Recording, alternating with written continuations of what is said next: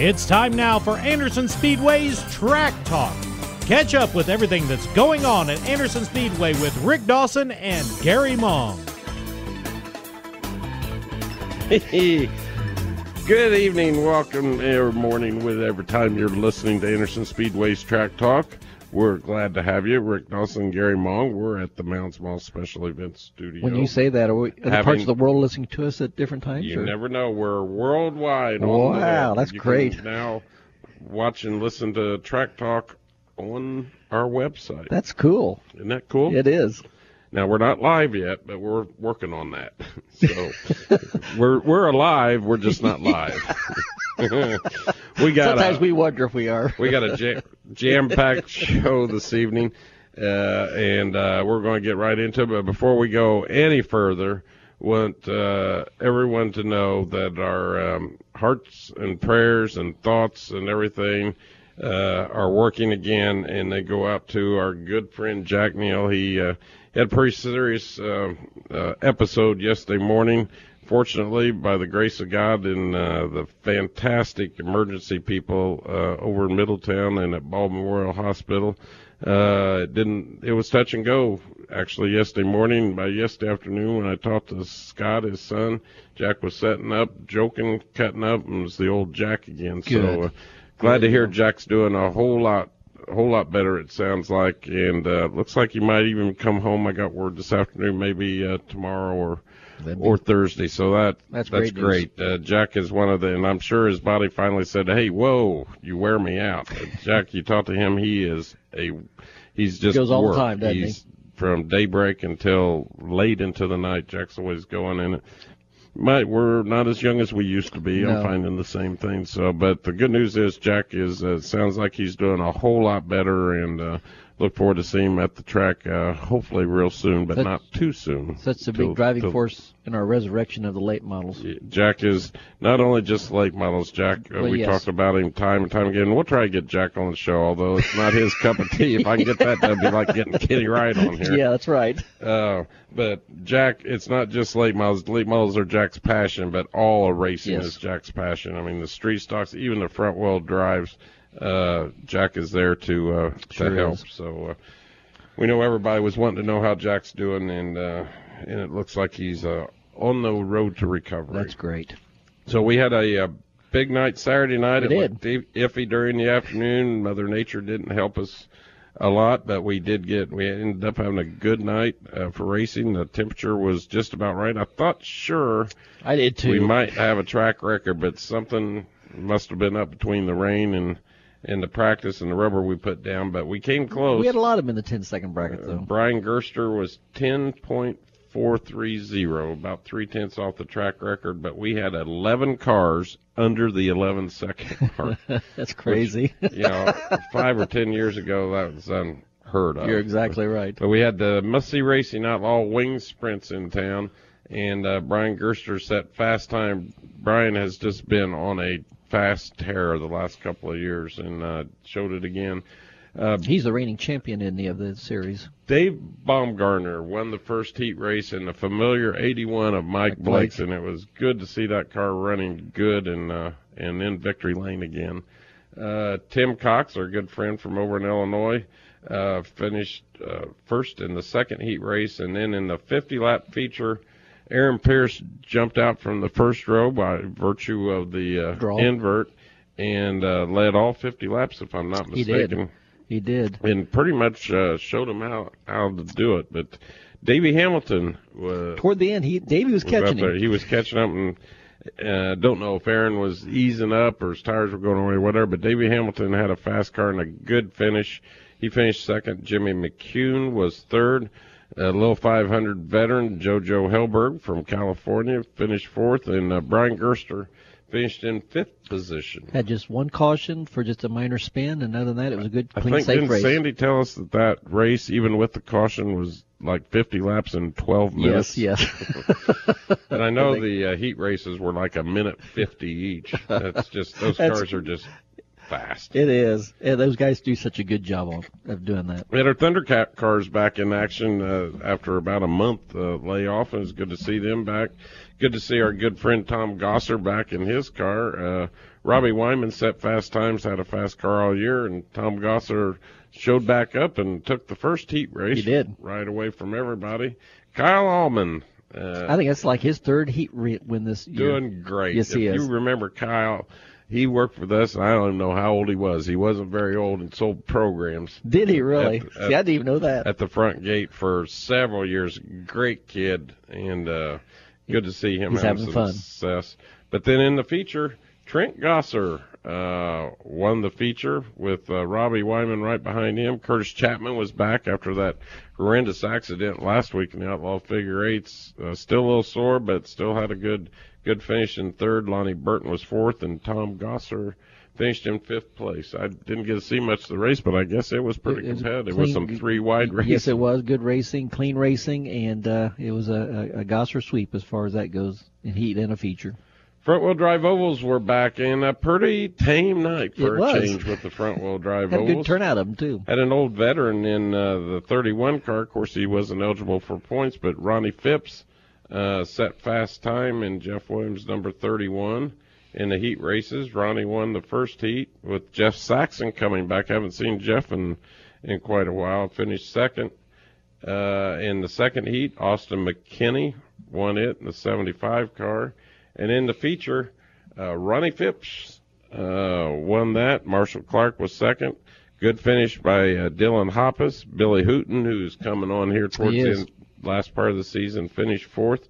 And Jeff Saxon was fifth. And Jerry Dayton had a pretty commanding lead in the points going in, and it's still over 100 points, but that's been dropping. Jerry had some issues. I guess the car got wrecked last week and must still had some bugs in it because he didn't fare as well as he usually does. Yeah. Finish this week. In fact, he only had a sixth place. Oh, no, that's qualifying. Jerry Dane finished 12th and only went 11 laps. So see what's going on with that car. But we have a big weekend coming up. We do. This Saturday. I just happened to notice today, and it just hit me, all the stuff we got going on with our Wick's Pies Retro Weekend at Anderson Speedway.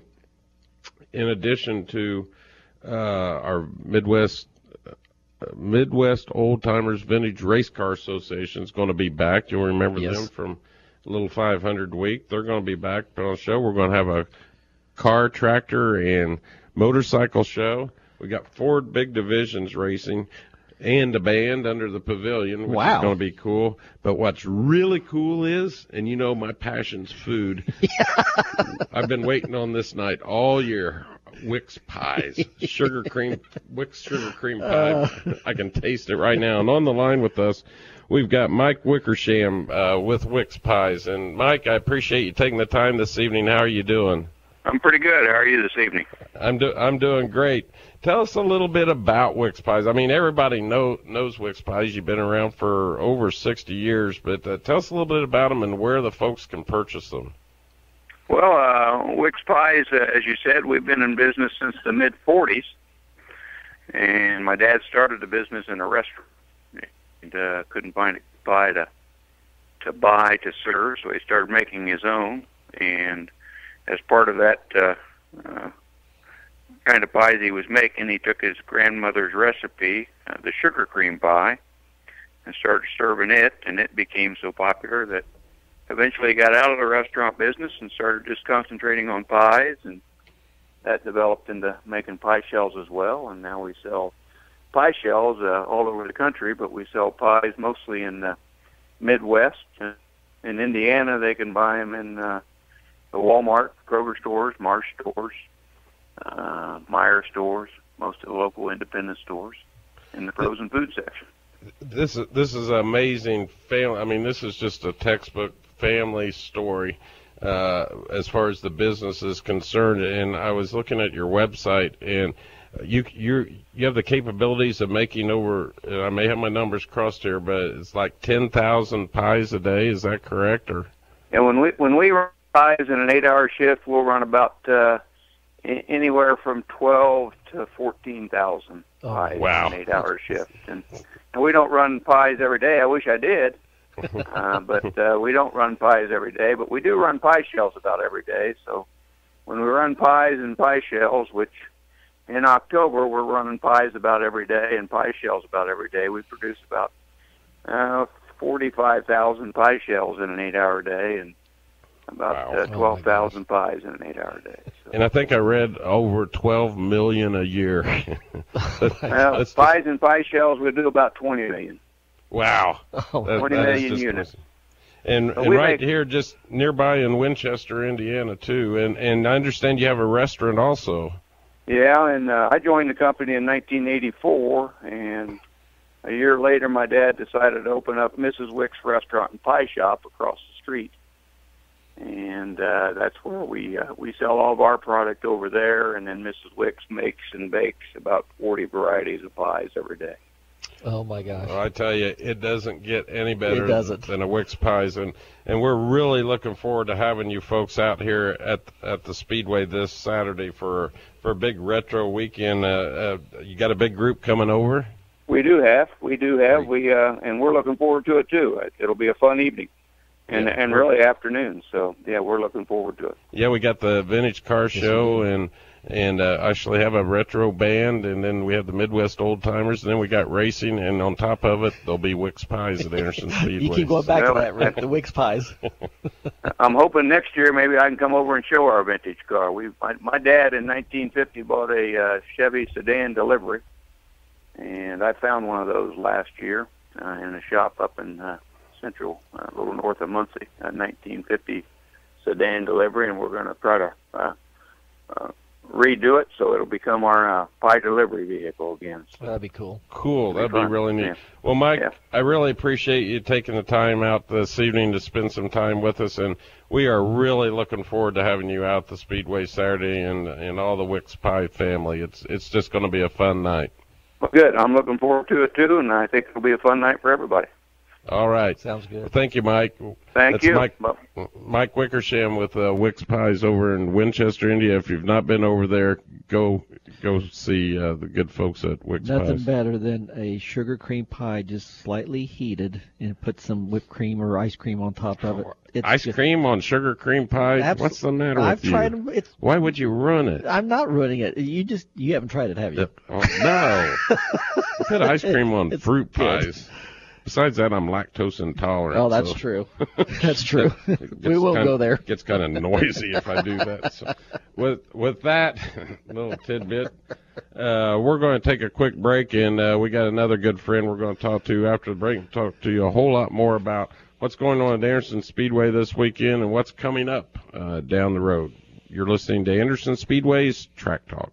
When I was a boy, we had family pitch-in dinners on Sunday, so I knew on Saturdays Mom would be in the kitchen baking pies, and especially sugar cream pies. I will never forget pulling a chair up to the table. I always turned the chair around back so I could perch on my knees while watching Mom take her fingers and flute the pie crust. You know, that little squiggly thing all the way around. And of course, after the pies were baked, we would beg and plead with Mom, only to have her put her foot down and say, nope, we were not going to get any pie until everybody came by tomorrow. But on Sunday at the family gathering, that first bite of pie was always worth the wait. Mom's a little older now, but that doesn't mean we can't enjoy freshly made sugar cream pies together. Now, instead of Mom making them, I pick up a Wick sugar cream pie. They use simple, fresh ingredients because of Wick's rigid freshness standards. The wholesomeness and taste of their pies is better than Mom's. But don't tell her I said that. Now you can pick up a Wick sugar cream pie at most of your local grocery stores. Just look for them in the frozen dessert aisle. I'm Brownie, and I can honestly say about Wick's pies, you don't just eat them, you enjoy them. 50 years ago, Tom Raper sold his first camper off a dirt lot in Richmond, Indiana. Since then, Tom Raper RVs has grown to be one of the largest RV dealers in America, selling the top brands at the best prices. That's why folks like you come from all over the Midwest to buy their recreational vehicles from Tom Raper RVs. Why, we reckon we've sold over 100,000 campers since we started. That's a lot of campers. That's a lot of fun. Tom Raper RVs in Richmond or online at tomraper.com. Heart attack, stroke, serious injury. A sudden health crisis can happen to anyone at any time. So when bad things happen, choose good people. St. Vincent Anderson Regional Hospital has the area's most advanced emergency care, with a state-designated Level 3 trauma center, an internationally accredited chest pain center for heart attack patients, and advanced certification for primary stroke care.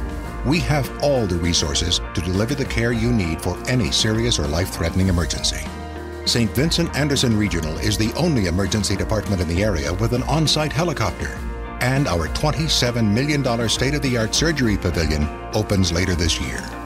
Bad things can happen to anyone. Thankfully, good people are ready to help. Choose emergency care from St. Vincent Anderson Regional, the spirit of caring. Visit stvincent.org/Anderson Regional to learn more. Honey, stop! Oh my gosh, that's Diggity's back there. You mean the new Diggity's Frozen Treat Factory? I heard it's unbelievable. Everybody's talking about it. They have everything yummy. Yeah, I heard they have ice cream, yogurt, custard, sorbet. And gelato, plus fruit smoothies, and that's just the beginning. I heard Diggity's has over 250 toppings, not 30 or 40 like those other places, and you can even get the candy to go separately. We can eat outside on their huge patio by the fire, too. Okay, let's see. Frozen yogurt, ice cream, custard, sorbet, and gelato with 250 toppings, or a plain old frozen yogurt shop with limited toppings? Diggity's it is! Diggity's wants to cater your event. Diggity's can set up at your event inside or out and provide delicious smoothies, frozen cappuccinos, candies, and frozen treats to your guests. Diggity's is perfect for weddings, company picnics, group outings, sporting events, festivals, you name it, just call Diggity's. 765-393-0033 today for more information. MoFab Incorporated, where imagination is the only limitation. We serve residential, commercial, industrial, and municipal customers as your metals warehouse and fabrication center. We do all types of fabrication using the latest technology with unmatched speed, accuracy, and durability on any substrate. Our ornamental division handles all types of interior and exterior work, including rails, fences, gates, and more. So contact us at mofabbing.com to fabricate your dreams of tomorrow today. This program is a presentation by Anderson Speedway. The content contained in this program is that of the host and guests, and not this station.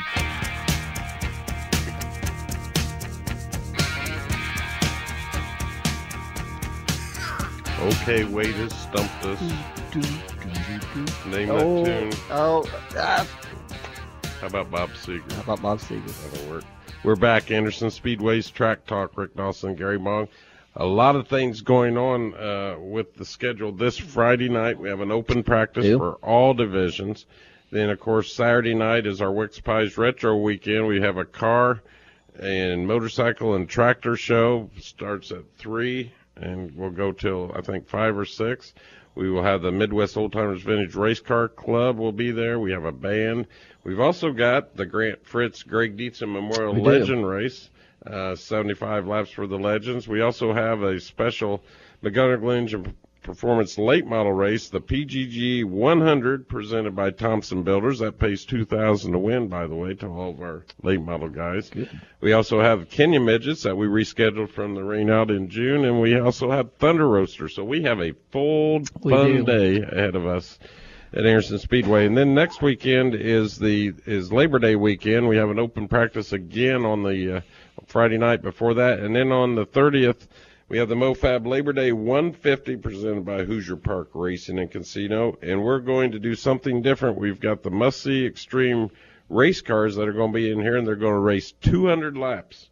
Got two 25-lap qualifier races and then a 150-lap feature with outlaw wing sprints. That's going to be something.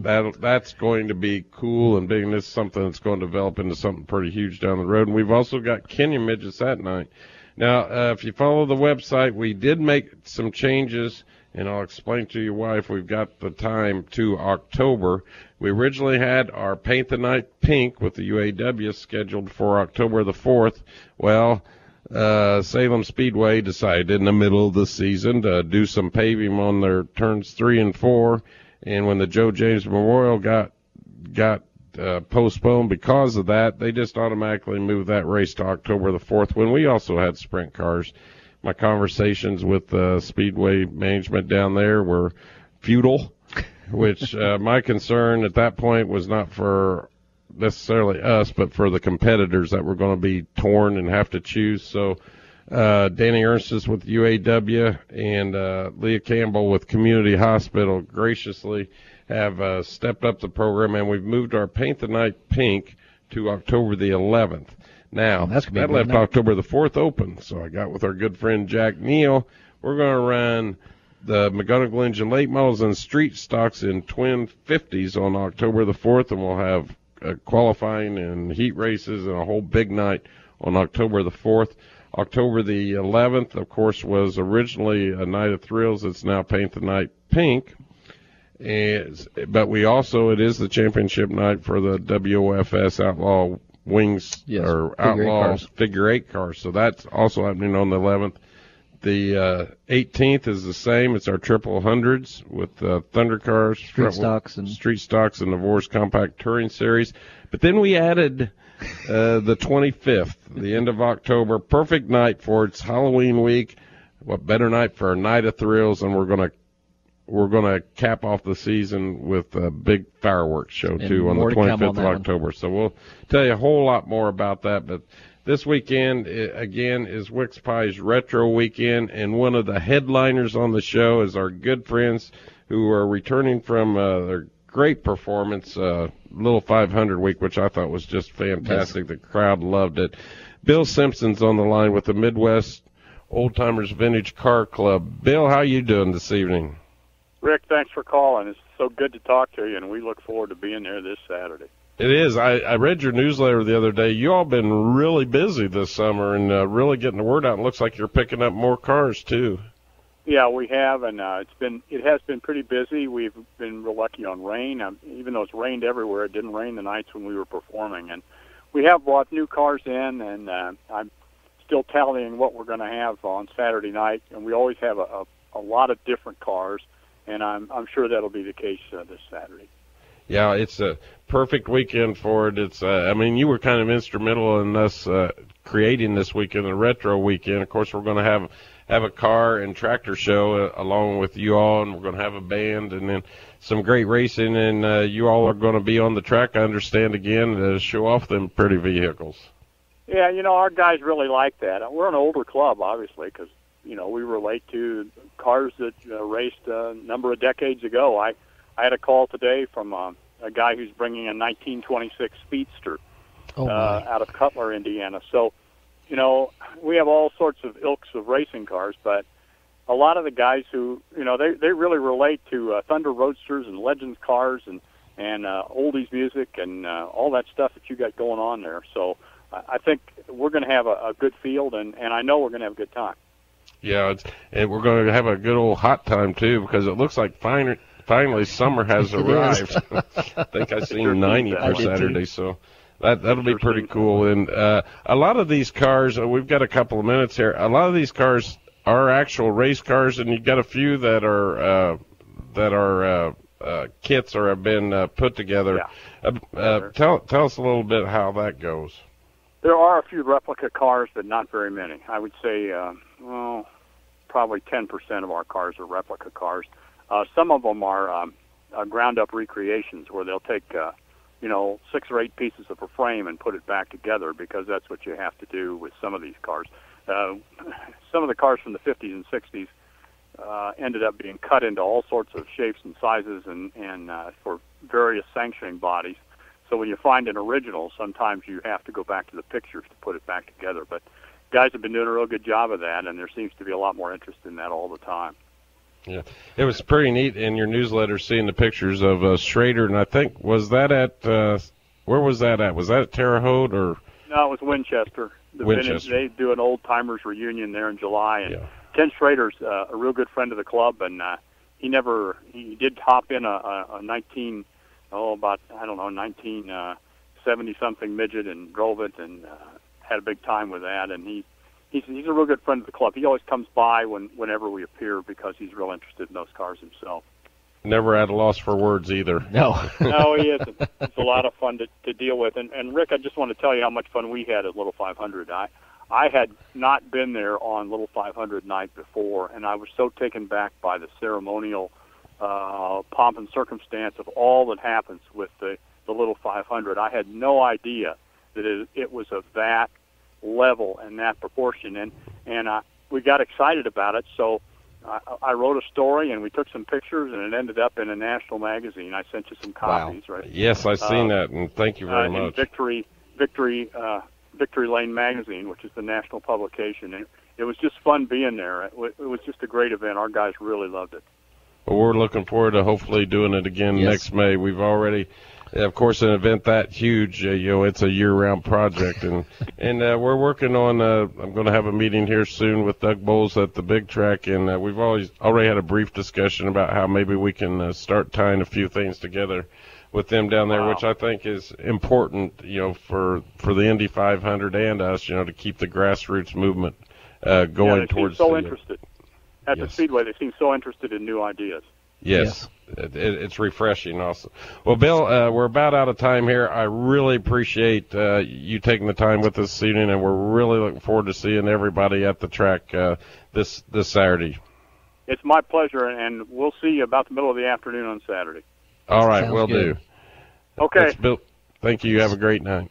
That's Bill Simpson with the Midwest Old Time Vintage Car fun. Club. You know how it's a family affair. Their wives all come with them, and it's neat seeing some of them old cars. They're going to be out the track again this Saturday night. It's Wick's Pies Retro Weekend with the car show. I believe that starts off at 3:00. Amy said with registration. So if you got an antique car, vintage car, or good-looking car, bring it out. A muscle car, as Wade likes to call his. We've got those antique tractors, antique motorcycles. We also will have, of course, the Vintage Oldtimers Club. We also will have a band there in the pavilion. I think it starts at 4:30. Then in our 4 divisions, we'll have Legends in the Grant Fritz Greg Dietz Memorial Race, which has a long tradition at Anderson Speedway, 75 laps.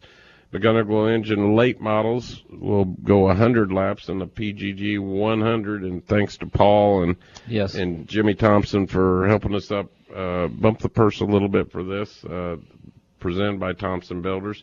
We've also got the Mel Kenyon Midgets are going to be there, and the Thunder Roaster. So come out and just plan on spending the whole afternoon and evening with us out there. Come out 3:00 for the car show, and then at 5:00 we open the gates and come and start seeing some. It doesn't cost anything to come to the car show. We don't start taking tickets till 5:00. So come out and enjoy it. Have great food. Chuck and Joe will be out there, and I tell you, the tenderloins get better every week, and my waistline gets bigger every week because of now tenderloin and Wick's pies on top of it. We're going to have to carry you out of that. I don't even know if we can be able to do that. I'm going to have to go pants shopping. I can tell that right now. I better say hi to Louie and Libby. I'm told that I haven't said hi to them for several weeks. You forgot to say hi to Aunt Jenny last week. Hello, Aunt Jenny. Hope you're doing well. Come and see you soon. So... and then don't forget to go to our website at AndersonSpeedway.com, our new website. It's easy to navigate, and everything's right there clear. I can even read it and navigate it, so it must without be your glasses. Easy. Like us on Facebook. We're rapidly approaching, I think, 8,000 or 9,000 friends on Facebook. Wow. And Twitter. Whatever Twitter is, I still don't know. I don't tweet yet. I don't know that I I think will, it's tweeting, not twitting. And our thoughts and prayers are with Jack to get well soon, buddy. We want to see you back at the racetrack. With that, we've used up our whole half hour. We appreciate you spending the time with us. Look forward to being here same time, same stations next week. But more importantly, we'll see you at the track this Saturday. For Gary Mong, I'm Rick Dawson. Have a great week, and we'll see you at Anderson Speedway.